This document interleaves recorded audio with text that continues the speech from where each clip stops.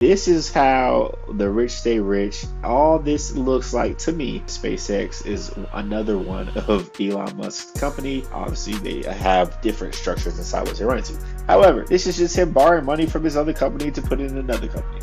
That's all I see it as. But also a smart move from a business perspective. What's up? What's up? What's up? Welcome back to another episode of Autonomous Income. I'm your co-host, Deuce Noble. And I'm your co-host DJ. What's going on today, Deuce? Hey man, another day in the same world, man. We're just pawns living in this AI cinema that's been going on around us. That's truly what it's been. But there's a few things. We're going to touch on the AI talent war that's been going on. Last time we touched about a lot of the poaching that's been happening with some of these big name companies. Grok 4 has been doing well and the benchmarks have been out there and it's been surpassing some stuff. So we'll talk a little bit about that. And then we'll touch a little bit on Tesla's Robotaxi, right? To see what they've been up to because I know they've had some new rollouts happening. So yeah, man, let's go ahead and unpack a few of those things. Where you want to start at, DJ? Yeah, man. So today, Deuce, we're gonna jump directly into Grok 4, man. A lot of people you've probably already seen. It's definitely if you're watching this channel, you've probably seen some of the highlights, the specs, and benchmarks and all of those things. But Grok 4, and if you haven't, Grok 4 is just like, of course, it came out in. Right now, it seems like the sentiment is that that's definitely the most performant model that's out there. The benchmarks, they came out there, and there's two different flavors of Grok. There's Grok 4, and then there's a Grok 4 Heavy. And Grok 4 Heavy is really unique how it uses multiple agents that kind of work in parallel, and you kind of see the progress. Like if you give it a big complex question, you'll see these kind of progress bar, if you will, going, and we'll show that a bit. But yeah, I mean, like it's just pretty crazy. Deuce, what do you think about Grok 4 so far and what you've heard and seen? So what I've heard, I mean, benchmarks are very good, pretty good, very impressive, right? Ideally, it's quoted potentially better than PhD level in every subject, no exception, exception. And it's pretty cheap, right? The massive amount in the AI wars and Elon has come to play. Kudos to XAI, X and Elon Musk for putting their hat in the bid. Yeah, it's pretty interesting, right? Number one on Harvard MIT math, number one on the USAM 25 math, number one on live code bench. It's pretty high on a lot of benchmarks. Seeing it now that it's out, yeah, and it's fast. So I yeah, We'll keep track of also the LM Arena, you know what I mean? Because right now, still Gemini 2.5 is especially when it comes to just the text model, just like the LLM, your chatbot, that's still king as it is right now. O3 is like the checkpoint that they have for O3. I think around April time frame, that's in second place. And Grok 4, I believe, and this might just be regular Grok 4. I don't know if it's heavy or not. It's like sitting around fifth as it is right now. So we'll keep tracks of that just to kind of show. I mean, well, the interesting part about it, like I said, is since they're doing so well in a lot of the benchmarks and on this new frontier, right? This is really the first time that XAI has led in the AI, like led a lot of the charts, right? Yes. Grok Yeah. 3, they were around and pretty competitive, but Grok 4 is really kind of now everyone has to keep up with Grok 4, which is kind of Yeah. cool. I mean, DJ, we've talked back and forth about how, hey, there are going to be, times where it's a competition between these big name Yeah. companies, right? And how much market cap space really, or just how much real estate that OpenAI has in the market. Now, XAI, like I said, is throwing their hat in the bid. And I think, Elon Musk heard what we said about OpenAI and he took that personally, and I think so. I think I think Yeah, it's okay. interesting just to Okay, see, MJ. right? No, I mean I do like because okay, honestly with Grok 4, like I wasn't expecting it to come out here and just, and kind of crush the benchmarks. And I really love, of course, like the new models that they have, native tool calling kind of built into them. I think the differentiator here is when you have Grok 4 Heavy, the way that they implement it, where you have like these multiple agents that kind of work together for a common goal, and they're kind of working, like I said, in parallel. I mean, you can see here with and this is humanity's last exam, one of the toughest exams. And if you want to go through each one of these in detail, Matthew All Berman right. put up his video. He's also tested it. So there's also some benchmarks, Deuce, as you know, like the benchmarks can look great, but then also there's this like, okay, in practice. So I love like when other channels, they actually go into there, and I've tried it out myself. I've tried out Grok 4. I have not shelled out the we'll get into pricing and everything like that, but Grok 4 Heavy Uh, is pretty heavy. So if so now if heavy. you're paying for what is it, Ultra for Gemini, so Gemini Ultra, then you have Grok 4 Heavy, or you have OpenAI. What is their top one called, Deuce? It's above the It's plus. No, there's plus and pro, right? Oh, it is. Yeah, yeah, it's pro. Okay, yeah. So they're pro. You're getting up there. And I think I'm wondering if, and we talked about this before, are these things that's going to keep scaling? So, like, basically, would the pro one day become their medium one and they come out with a $500 a month one or something like that along these things? And is that how I people are mean, going to kind of get priced out of intelligence? we talked about how OpenAI has talked about their $20,000 agent, right? So Yeah. Oh, yeah. Yeah, it's we did coming, talk right? about that. Yeah. So Yeah. it's there. I think there is probably not a necessity for that stuff, but there's probably use cases, right? You're going to need that. But like we've talked about, right? You got to look at that. These are companies now, big, things, but you got to look at the profitability, right? Hmm. Are they making money from just the straight business of it, the ones and zeros, the plus and minus, and just looking at a balance sheet, right? Yeah. Are their assets, are their assets outweighing their liabilities, or vice versa? So it's hard to say what it's going to be in the future, whether they introduce bigger models. But the thing is, it's going to take up more space. And you got to think every month, I don't know the numbers off the top of my head, but I think we've talked about the amount of users that have been flocking to like per month, right? I think Yeah. Google's for Google Gemini, their users were up, and I think this was a month or Slowly, two ago. yeah. So this might increase definitely Grok's share, right? Lion's share. Like, of course, I think OpenAI. You did bring up that stat, and we'll drop a link down that below. But essentially, like, yeah, I think OpenAI was, and that might be because they're also tied in with Microsoft, and maybe it's like all the things together. Because I think Microsoft was the one that wasn't on there, but so maybe all the usage is kind of compiled all together. But either way, we'll add that breakdown. But yeah, I think there's definitely going to be some movement because you have this based out of a platform like you can access Grok through Twitter, through the Twitter app, and then it's also has its own standalone application. Grok also, as we talked about recently, is Grok is available in the vehicle. So right now, people have been showing like That's in their right. vehicles, like in the beta versions, that Grok is there. Now, I did confirm that it's just an application and it's not necessarily like a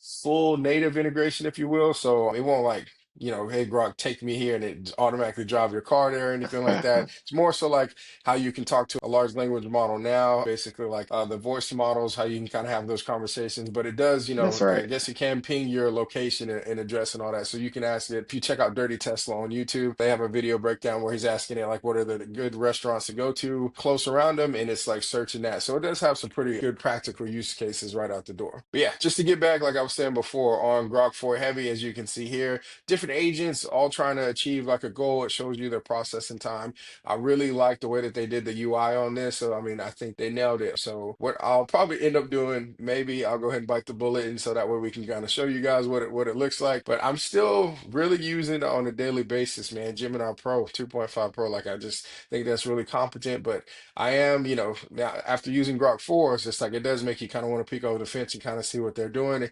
And, ultimately to be objective about these things, you do have to kind of really try out and get into those ecosystems. But definitely check out Matthew Berman's video. We'll link that down below. And, like you can see all the testing that he's kind of put these things through and some of the kind of drama that's going on around, Grok 4 at the moment. Anything else you got on this one, dude? You know how we have, we talk about the FANG companies, right? I think now we're in an era where I don't know what the acronym or what they're going to call it, these AI companies, but like we could potentially say the big six, right?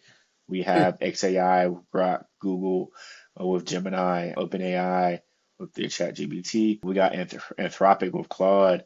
We got Opus and DeepSeek, right? Those are really kind of the big hitters in this arena right now. And I think that the playing field is kind of set. Like, I don't know, unless somebody really comes along and kind of shakes things up. I don't know if they can at this point. Well, yeah, I think. You brought that up as a good point. Well, and because Anthropic, remember you said that they changed a little bit. They're not like necessarily boasting their Right, LLM. They're going more behind the scenes, right? And right. they're with the MCP, like they're basically becoming more of a platform. I guess they're all platforms, but they're going a little bit more behind the scenes. And I don't know if they're trying to chase the whole best LLM, but they are definitely heavily involved in coding and setting up different aspects and everything like that. So we'll probably jump in and get a breakdown of Anthropic's strategy of how they're trying to win. But I do think they're carving out their own lane. So I do like what they're doing as well. Yeah, no, absolutely. But yeah, man, look, like I said, it's a lot being carved out. And speaking of carving out in new lanes, like what's going on with Tesla? Yeah, so Tesla, they unveiled a couple of days ago, and there's multiple facets that are going on here. So one, Tesla has only started for a couple of weeks, basically with their taxi That's service in right. Austin. So In there is rumors Austin, that I they're remember. yeah, in Austin, yeah. So, but Waymo's been there for a long time. I'll look it up, drop it below a link of when Waymo started in Austin, but their coverage area and the time frame that they've been in there has been a lot longer, and their coverage area was a lot bigger than what Tesla started out with. And just after a couple weeks, they expanded their network. Now, here's the hilarious thing because Tesla's who Tesla is, and the company, their coverage map is kind of cut off here. But if you, you look at it here, that's the bottom of the coverage map, and it kind of goes up into like a little circle. A lot of people are alluding to kind of what it looks like, but they put it right over Waymo's map, essentially. So you have Tesla's right over Waymo's, and it's kind of like that's how Tesla does it, which is hilarious. But so people all across YouTube have been running different routes. I'll link some of the videos that you can kind of watch. They're kind of running, but apparently, not many incidents or anything like that. It's going pretty smooth. I have heard of some pricing adjustments that they're doing for the service and all that. And apparently, right now, it's like 20-minute wait times or something like that. But as they get more vehicles, I guess, into the fleet and all of those things. But crazy part about all this, the unique insight is this: like if they can scale this fast, and remember, Tesla's all about computer vision, right? Cameras. They're not using LiDAR and all these other things. They do some mapping, but long story short is if they can scale like this, then that's really telling, right? Like if that's the case, I mean, like because they should be able to scale up a lot, faster than Waymo or really any of the other competition that's here, at least here in the States, So that's interesting. What's your take on that, dude? Like I said before about Robotaxi, I think it's great. I'm not going to be right about that first wave getting into it, but like I said, like I You're said, I not getting mean, there? I mean, listen, let them work out the kinks. Once they get off that geofence. Like, granted, I feel like, and I said this last time, I'm not sure if Austin is the best place to start the pilot. However, I don't know all the ins and outs and the kinks that go with it, right? But man, let me tell you something. That traffic in Austin. I don't want to be caught nowhere in a robo Yeah, taxi with that. You know what I mean? yeah. Like, but at Nah, the end of the day, yeah. like I said, I think it's very, very cool to see some of this technology take off, to see what they're going to do with it. But however, let them work out the kinks and I'll think about it. I mean, yeah, that's like you're gonna have super early adopters, and for me, like I said, I've kind of used that service or used that capability since like the early days, right? So you're talking like Right. 2017, and it's definitely nothing like it is now, and you couldn't like fully trust it as and even now that I think back then, enhanced autopilot and even the full self-driving, those were like essentially kind of like the same things, I believe, at least in the earlier days, and then they started to expand into city streets and all those other things. But I mean, it's super solid now. I mean, like as you upgrade and as long as I can only speak for like the hardware 4 versions vehicles, but I mean, like, it's just, if you don't want to drive, you kind of just put it out there. And, I've gone to different cities, gone to different cities and without having to touch the wheel at all. It's just a trip. So you're definitely, looking and being observant. It has the camera that is pointing at you, making sure you're not falling asleep or anything. So it is still supervised driving, but it's just a lot more confident. I mean, there's stuff on the road. There was a recent trip that I had where the rainfall was just crazy all around the vehicle. And me, I'm testing, testing things. Like it was actually like you could see, better than I could see, and I was able to slow down. And then like it even gives you a warning saying like it's not going to go faster than a certain speed during inclement weather. But it's just came a long way. I would say that, for sure. But yeah, definitely I wouldn't like fall asleep or you need to be hyper alert and ready to take over because I have had to break and take the wheel back over and all of those things. But the TLDR expanding their network, they're scaling up really fast. They just announced recently also the 6-seater Tesla Model Y that they're releasing. I think it's going to release overseas first and then come to the States, and it's going to be longer, so you'll see some of those. It's called the Model YL. So that was kind of a new announcement because they've had these kind of core vehicles for a while, so that's going to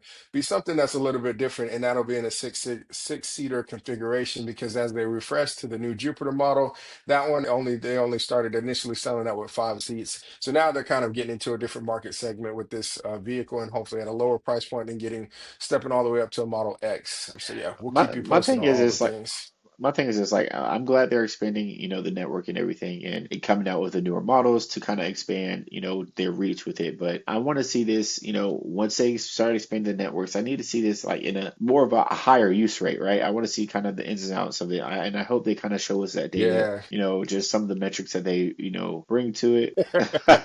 Yeah, so there's uh, Waymo in the blue, and there's a Tesla that's over there, and and you the can kind of red, see the shape that they chose. nice Tesla.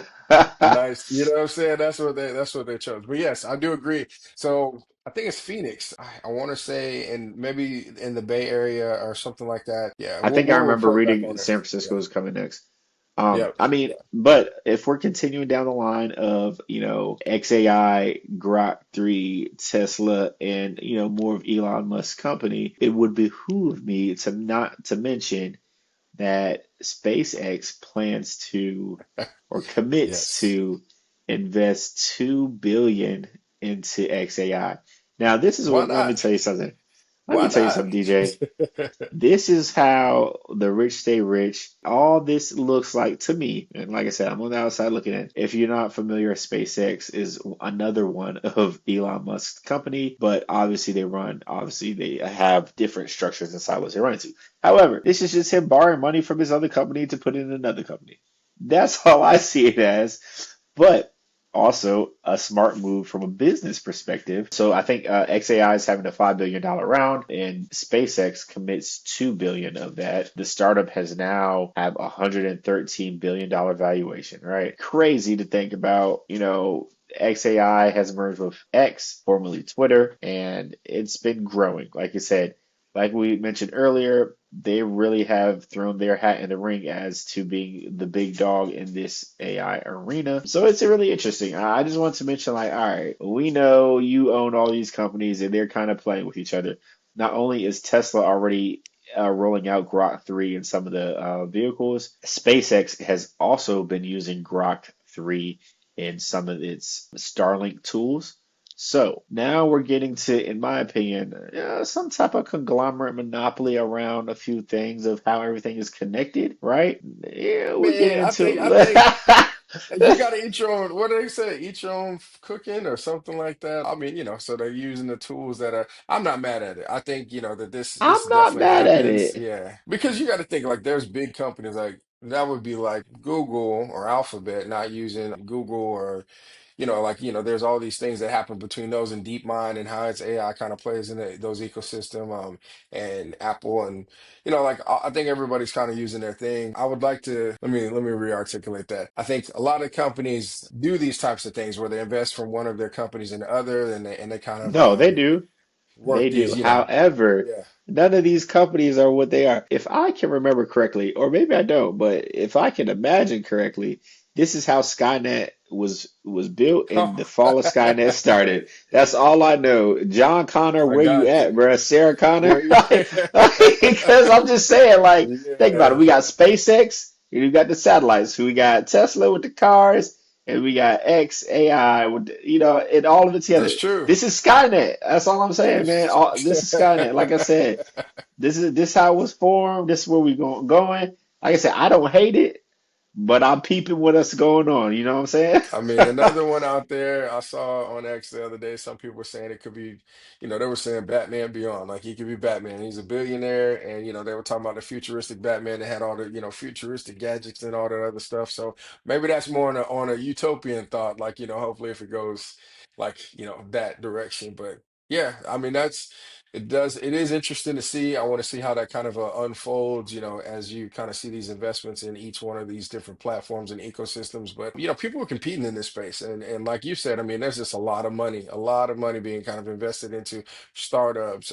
Mira Murati, her name, one of the executives from that had left OpenAI a while ago. Her company, I believe it was reported, is valued at like $12 billion. I'll drop that link down below, but she just got a new valuation. Remember, she left off and did her own company. Like people, if you have company knowledge leading in this space and you can find your niche, like there's a lot of investment money to back these things up at the moment. No, absolutely. So, like I said, this is the new gold mine, the new gold rush. I would say, presume to say like there's a lot of money being thrown around. We even talked about what was it, Meta and their poaching ability to try to Oh yeah. offer, what was it, 100 Yeah, I M's remember for you a said you signing folding. bonus? You folding is what I remember from that Like a conversation. like You a said like a piece of tissue paper in the like wind, a bro. Like, you know what I'm saying? like a lawn Listen, chair, man. I'm He said I'm folding. folding. 100 M's signing bonus. I don't even need a salary. Just sign me on. I'll Just work. I'll work a 90-day don't say minimum. that. He don't mean that. He don't mean that. As his representation, he don't mean that. Sign him I and work. pay him. I You know work. what I I'm work the saying? 90-day minimum. 100 M's. What I need a salary for? I'll take that and Man. go. Listen, I'll take that and go get me an island in Ireland real quick. You know what I'm saying?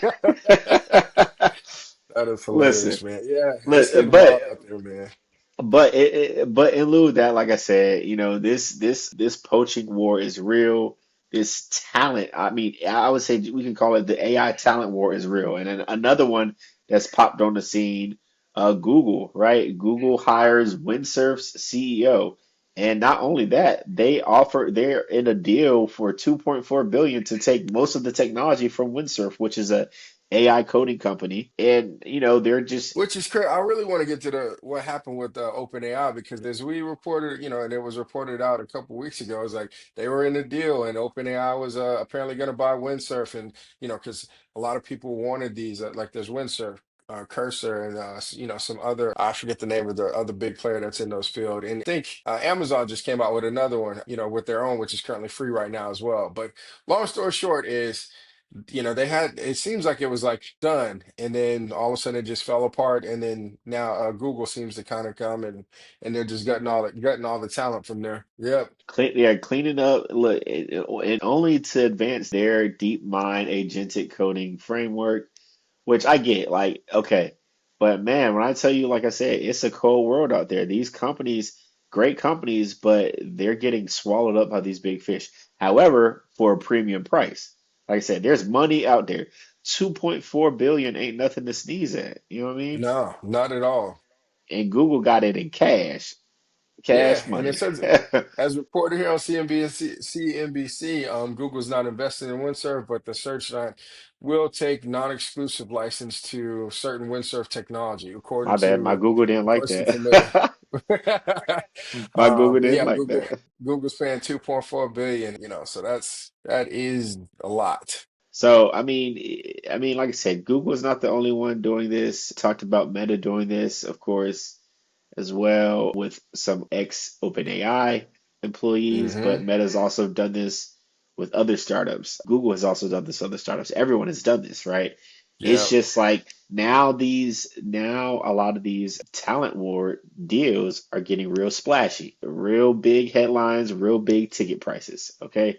Yeah, man. Which like I said, at the end of the day, it's nothing to sneeze at, right? Yeah, shout out to Windsurf. Shout out to the people who are running Windsurf. I hope you guys get paid, get compensated handsomely for the work that you've done. And I say more to come from what Google puts into their deep mind. Yeah, what I wonder now is like Windsurf was one of the big ones, Cursor was another one. Like, what does that mean for these, those types of companies now? Are they going to also fold into like some of the larger ones as we met before? So basically going to either XAI, of course we can't forget Amazon. Like they're doing a lot of work lately. I mean, we'll go over that in full coverage because they had a lot of announcements recently as well. And OpenAI and Google, Even so Microsoft. basically like yeah, Microsoft. Yeah, so like all these large companies seem to, they have the platform, everything's underneath there. So I think that, like you were saying before, the stage may be set. It seems, with some of the bigger things, and then